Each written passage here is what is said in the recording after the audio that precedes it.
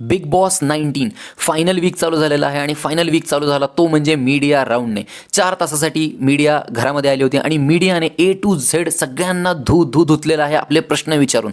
सगळ्यात जास्त प्रश्न विचारण्यात आले ते म्हणजे फराना आणि तान्याला. सगळ्यात कमी कॉन्व्हर्सेशन झालं ते म्हणजे मालतीसोबत.